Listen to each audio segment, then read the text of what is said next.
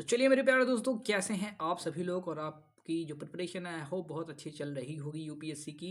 यहाँ पर आज हम बात करने वाले हैं बहुत ही ज़्यादा इम्पॉर्टेंट आपके एग्ज़ाम के पॉइंट ऑफ व्यू से। वो क्या है, वो है आपका बेसिक स्ट्रक्चर डॉक्ट्रिन। और हम बात करेंगे इसमें एवोल्यूशंस की, यानी cases bye cases supreme court की वर्डिक्ट क्या रही हैं और किस तरीके से बेसिक स्ट्रक्चर डॉक्ट्रिन एक्चुअली आया। क्योंकि आप अगर शुरू से मैं बताता हूँ, इसमें केशवनंद भारती केस का एक अहम रोल है, लेकिन उससे पहले कि मैं आपसे कुछ केसेस के बारे में बात करूंगा, फिर हम आएंगे उस पर। तो चलिए स्टार्ट करते हैं। नमस्कार दोस्तों, मैं अतुल द्विवेदी। बिना किसी विलंब के आइए करते हैं प्रारंभ। पहला केस आपका आता है शंकरी प्रसाद या शंकारी प्रसाद, शंकरी प्रसाद वर्सेस यूनियन ऑफ इंडिया 1951। आपको पता है 1950 में हमारा कॉन्स्टिट्यूशन जो है वो लागू किया गया था 26 जनवरी। यहाँ पर क्या था कि पहला जो अमेंडमेंट किया गया, यानी फर्स्ट अमेंडमेंट जिसने जो किया गया दोस्तों, जिसने ये केस को उठाने के लिए मजबूर किया किसको, शंकरी प्रसाद जी को। ऐसा क्यों? क्योंकि यहाँ पर राइट टू प्रॉपर्टी, जो कि हमारे कॉन्स्टिट्यूशन में एक फंडामेंटल राइट था, उसको इन्फ्रिंज किया गया, उसको हटा दिया गया राइट टू प्रॉपर्टी को, और इस वजह से उन्होंने केस उठाया। पर यहाँ पर सुप्रीम कोर्ट का सीधा सीधा ये था कि कॉन्स्टिट्यूशन में आर्टिकल 368, यानी इसको आप ऐसे याद कर सकते हैं, 3 दूनी 6 2 8, या 3 2 6 + 2 8, 3 दूनी 6 2 8। तो यहाँ पे कॉन्स्टिट्यूशन को अमेंड करने की पावर आपके जो पार्लियामेंट है उसके पास होती है। तो ये पावर इसके पास है, अमेंड कर सकता है फंडामेंटल राइट्स को। तो यहाँ पर इनका जो है वो कहा कि नहीं, कुछ कुछ नहीं, सही जो किया है सही किया है, और यहाँ पर कोई भी कॉन्सेप्ट लिमिटेशन नहीं था। तो अब इसके साथ फिर दोस्तों नेक्स्ट आपका आता है केस, वो केस है Sajjan Singh versus state of Rajasthan 1965। यहाँ पर देखेंगे लैंड रिफॉर्म्स के ऊपर हुआ। आपको पता है कि लैंड रिफॉर्म्स काफ़ी ज़्यादा इंपॉर्टेंट हो गए थे उस टाइम में, प्रॉपर डिस्ट्रीब्यूशन के लिए रिसोर्सेज के। तो यहाँ पर क्या हुआ कि 17th अमेंडमेंट किया गया, जिसने सर्टेन लैंड रिफॉर्म्स को 9 शेड्यूल में डाल दिया। आप देख सकते हैं, added certain land reforms to 9 schedule. अब 9 शेड्यूल क्या होता है? 9 शेड्यूल में आपका जो भी लॉ चला जाता है उसको जुडिशियल रिव्यू नहीं किया जा सकता, यानी उसके अंडर जो भी फैसला लिया जाएगा वो मान्य होगा। उसमें आप कोर्ट में जाकर के कुछ नहीं कर सकते, जो हो गया सो हो गया। फिर से यहाँ पे जजमेंट आती है, और यहाँ पे शंकरी प्रसाद जी के केस का यहाँ पे रीअफर्मेशन किया जाता है, और ये कहते हैं कि पार्लियामेंट अमेंड कर सकती है फंडामेंटल राइट को, यहाँ पर कोई भी समस्या नहीं है। पर इसी के साथ साथ जो जस्टिस मुधौलकर जी थे, अगर सही से प्रोनाउंस नहीं कर पा रहा हूँ तो उसके लिए सॉरी, मुधौलकर जी थे, उन्होंने हिंट दे दिया क्या, कि ऐसा हो सकता है आगे कि कुछ ऐसा आए जो कि लिमिट करे पार्लियामेंट की पावर को, और इसका यहाँ पर हिंट दे दिया गया। ठीक है, चलिए नेक्स्ट केस पर चलते हैं हम। और अभी मैं आपको एक बताऊंगा बहुत ही प्यारी स्ट्रेटजी इसको याद करने की। अगले केस की तरफ बढ़ते हैं। ये है हमारा दोस्तों Golaknath versus state of Punjab 1967।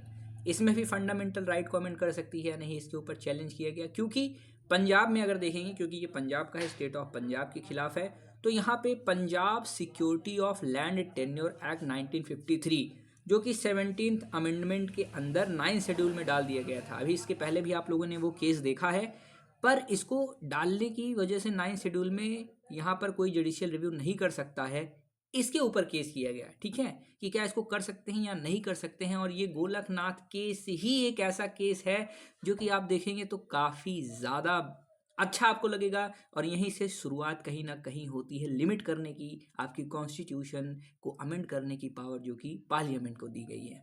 तो यहाँ पे देखेंगे इसने ओवरटर्न कर दिया सारी, आपको जो दो केसेस मैंने बताया उनकी रूलिंग को ओवरटर्न करते हुए ये कहा कि फंडामेंटल राइट को अमेंड नहीं किया जा सकता है पार्लियामेंट के द्वारा। अभी आप लोगों ने क्या सुना था कि यहाँ पर फंडामेंटल राइट को कर सकती है 368 के अंदर पार्लियामेंट अमेंड, पर अब अमेंडमेंट नहीं ला सकती है फंडामेंटल राइट के अंदर। यानी पूरा प्लेटफॉर्म सेट हो गया है हमारे बेसिक स्ट्रक्चर डॉक्ट्रिन के लिए।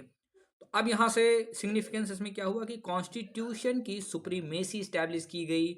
और अब नेक्स्ट केस की तरफ बढ़ते हैं दोस्तों। तो हमारा नेक्स्ट केस आ जाता है मोस्ट इंपॉर्टेंट केशव नंद भारती केस, और हमारी जो ट्रिक है यहीं से शुरू होगी के। तो ये है आपका वर्सेस स्टेट ऑफ केरला 1973 और इसने डिफाइन किया बेसिक स्ट्रक्चर डॉक्ट्रिन को, जिसमें आपका डेमोक्रेसी, सेक्युलरिज्म, फेडरलिज्म और जुडिशियल रिव्यू आता है। और अब जो पार्लियामेंट की पावर है अमेंड करने के लिए, यानी अमेंडमेंट की पावर को लिमिट कर दिया गया इससे।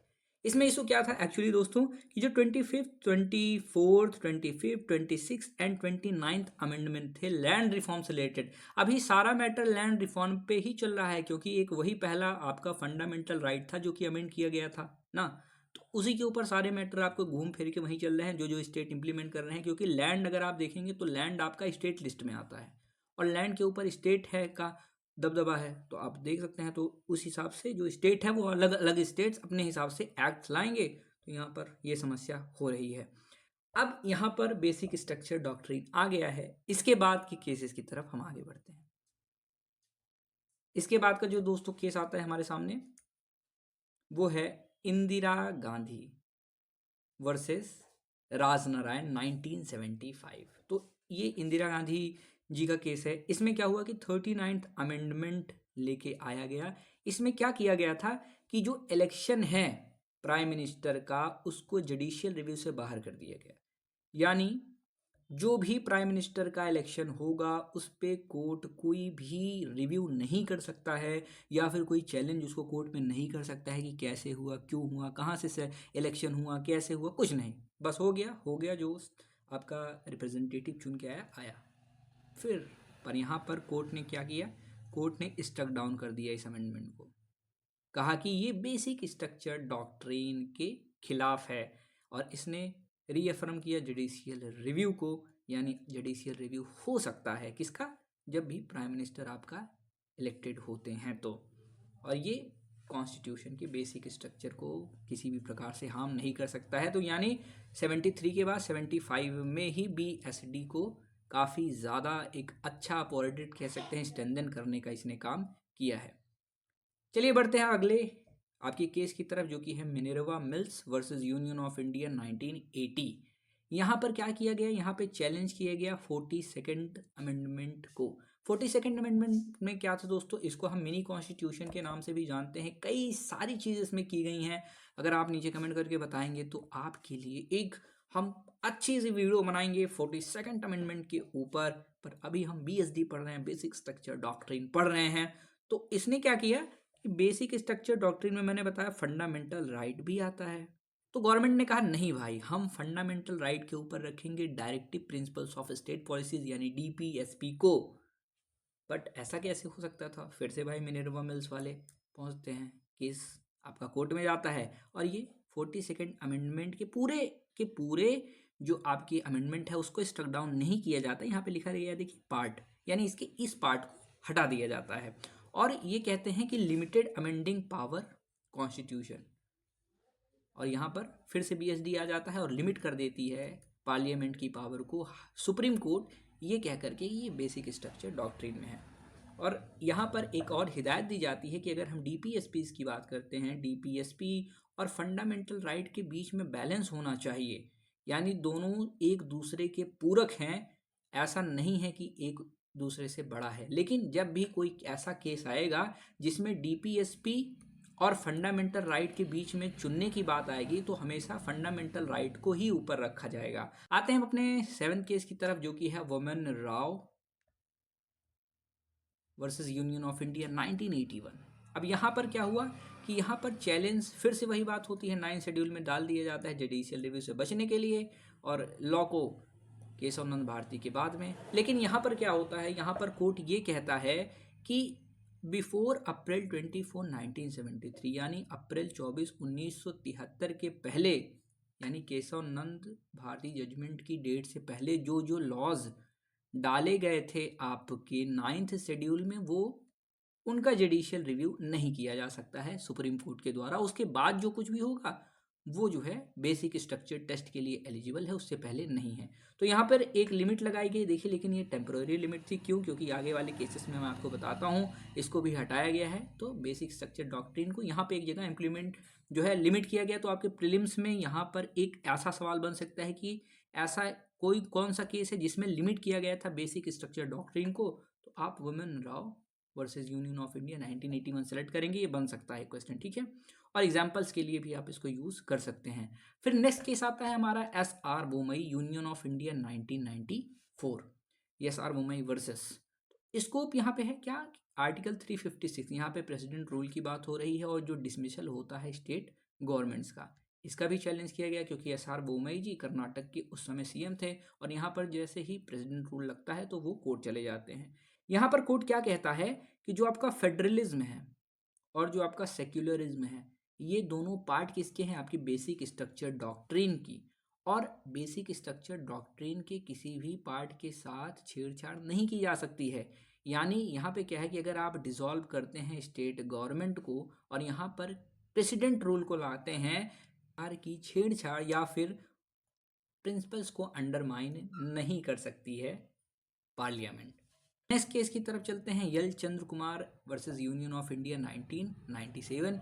इस केस में क्या हुआ कि जो बेसिक स्ट्रक्चर डॉक्ट्रिन है उसको स्ट्रेंथन करने का काम किया और सुप्रीमेसी ऑफ कॉन्स्टिट्यूशन इसने बरकरार रखा कि कॉन्स्टिट्यूशन की सुप्रीमेसी होगी, पार्लियामेंट बड़ी नहीं है, आपका कॉन्स्टिट्यूशन सुप्रीम है, बेसिक स्ट्रक्चर से छेड़छाड़ नहीं करनी है और इसने कॉन्स्टिट्यूशनल बैलेंस को बनाए रखा। तो ये आप इसमें लिख सकते हैं, अगर कॉन्स्टिट्यूशन के लिए आपका सुप्रीमेसी का कोई ऐसा क्वेश्चन आता है कि कौन से केस में सुप्रीमेसी ऑफ कॉन्स्टिट्यूशन को एम्फेसिस किया गया, तो एक एग्जाम्पल आप इसको लिख सकते हैं।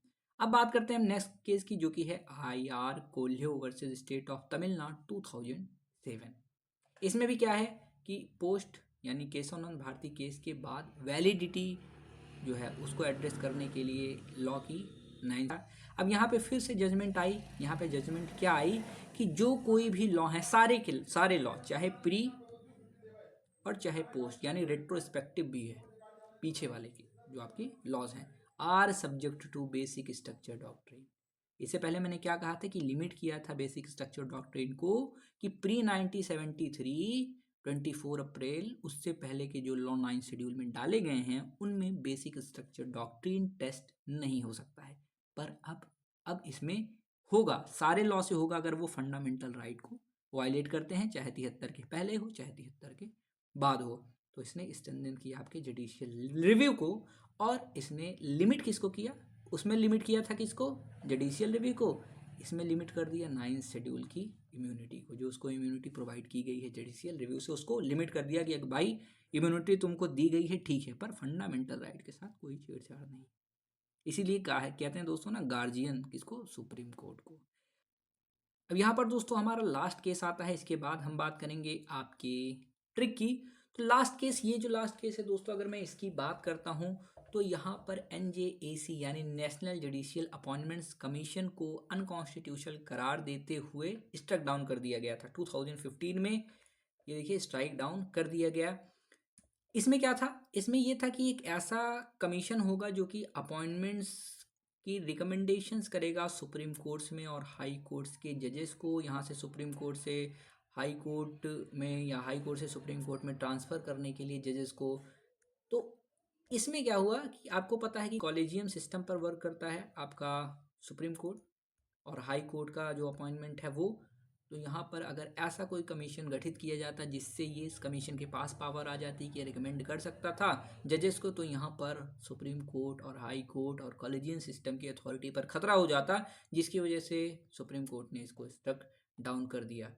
एक और केस है दोस्तों, कुलदीप नायर 2006 है वर्सेस यूनियन ऑफ इंडिया। इसमें फेडरलिज्म और फ्री इलेक्शन के लिए आप इसको एग्जाम्पल के रूप में यूज़ कर सकते हैं। एक और केस है R Gandhi 2010, independence of judiciary as a part of basic structure, यानी जुडिशरी को इंडिपेंडेंट रखना है तो इसको आप यूज़ कर सकते हैं इस केस को as example for independence of judiciary. ठीक है, अब हम बात करते हैं अपने ट्रिक की। तो दोस्तों जो हमारा ट्रिक है वो क्या है, वो मैं आपको अभी बताता हूँ। KIM यानी किम, लिख देता हूँ मैं दोस्तों, किम वॉश, WASH, ठीक है, वॉश करती है लीना के कपड़े, LINA, लीना के कपड़े। अब ये कैसे मैंने कहा, चलिए केस ये आपका हो गया, क्योंकि मैंने बताया कि बेसिक स्ट्रक्चर डॉक्ट्रिन स्टार्ट हुआ आपके 3 से ही, तो के से केशवानंद भारती केस, आई से इंदिरा नेहरू गांधी केस, उसके बाद एम से मिनर्वा मिल्स, डब्ल्यू से वुमन राव, एस से आपका एस आर बोमई, एल से, ये देखिए एल मतलब लीना, एल से आपका एल चंद्र कुमार, आई से आई आर कोल्ह्यो, एन से नेशनल जुडिशियल अपॉइंटमेंट, ठीक है, ए एस आपका एन ए नेशनल। तो लीना वॉश करती है, तो किम वॉश करती है लीना के कपड़े। और ये जो ट्रिक है दोस्तों, ये मैंने खुद बनाई हुई है। तो आप कमेंट करके बताइए दोस्तों, ये वीडियो आपको कैसी लगी है, कमेंट करके बताइए। अगर अलग अलग केसेस आप चाहते हैं और कई ऐसी इंटरेस्टिंग वीडियोस आपके लिए आने वाली हैं। मिलते हैं अगले वीडियो में, तब तक के लिए जय हिंद, वंदे मातरम।